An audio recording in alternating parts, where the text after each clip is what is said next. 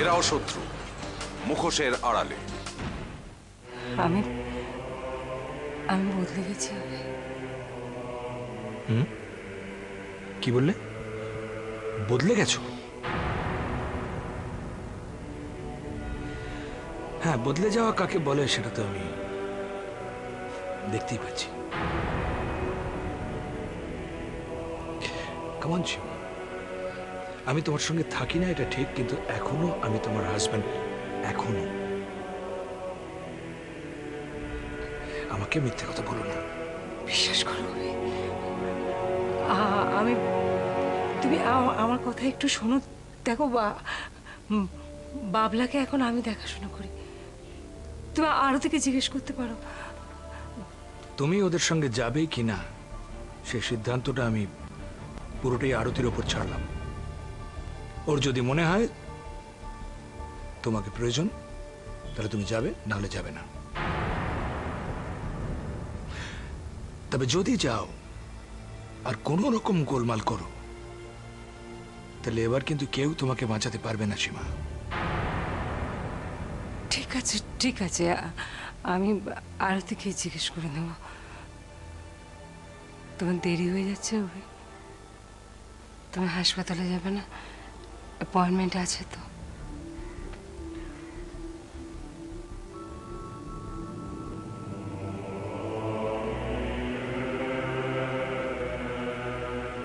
আরতি, কাল থেকে তো তুমি নন্দিনীকে বেশ কিছুদিনের জন্য কাছে পাবে। তুমি ওকে বুঝিও। আমি জানি অরিজিৎ ছেলে মানুষের মতন মাঝে মাঝে উল্টোপাল্টা কাণ্ড করে ফেলে, কিন্তু ওর মনে কোনো কাদা নেই, মনটা একদম পরিষ্কার।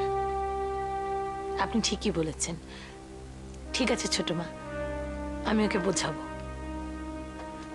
তবে আমার বিশ্বাস যে ওরা দুজন দুজনকে এতটা ভালোবাসে, ওরা বেশি দিন আলাদা থাকতে পারবে না। ওদের খুব শিগগিরই মিল হয়ে যাবে। ঈশ্বরের কাছে প্রার্থনা করি তাই যেন হয়। আসি ছোট মা। আরতি, হ্যাঁ মা? তুমি বাবা নিভাননী পিসির সঙ্গে দেখা করে যাবে না?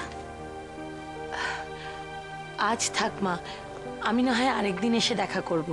আসলে বাড়ি গিয়ে অনেক গোছগাছ করতে হবে তো, আর তার উপর ওই বাবলার জন্য কতগুলো ওষুধও কিনতে হবে।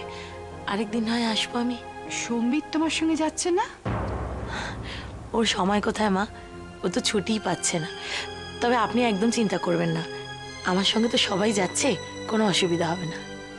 এসো, বাবলাকে একেবারে পুরোপুরি সুস্থ করে নিয়ে এসো, কেমন? হ্যাঁ মা। আরে আব্দুলদা, তুমি এরকম মুখ নিচু করে দাঁড়িয়ে আছো কেন? না বহিন, তোমার তো শত্রুর অভাব নেই। আর শুভদা ওখানে যাচ্ছে একা, পুরুষ মানুষ। যদি ওখানে কোনো গন্ডগোল হয় পারবে তো সামাল দিতে? আব্দুলদা প্লিজ, তুমি এত টেনশন করো না। ওখানে কেউ আমাকে ঘাটাবে না। আর যদি ঘাটাতেও আসে তাহলে কি শুভদা, আমরা দু চারটে কিল ঘুষি মারতেই পারি, বলো? ঘুষি? আর সেটা আমি? দরকার নেই বাবা, আমি ওই ঘুষি থেকে আমি 10 হাত দূরে থাকি। বরঞ্চ কোনো ঝামেলা যদি বাঁধে আমি গ্যারান্টি দিচ্ছি আমি চিৎকার চেঁচামেচি করে প্রচুর লোক জড়ো করে ফেলবো। আচ্ছা দূর, আমরা সব ভাবছি কেন বলো তো? Always think positive, don't think negative. আমাদের কাজ হচ্ছে এখান থেকে বাবলাকে ওখানে নিয়ে যাওয়া, ওই ডাক্তারকে দেখানো, আর বাবলাকে সুস্থ করে তোলা, এবং এটা আমরা করবই। তুমি ঠিক বলেছো শুভদা, বাবলাকে সুস্থ করে তুলতেই হবে। ট্রেনে চড়ে চলে যাব পাহাড়ে, তারপর নন্দিনীকে দেবো ঠেলে ভাগাবে।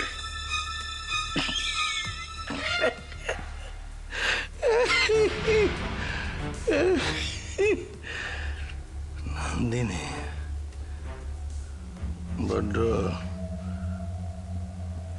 বারবার এবার সারা শেষ করে।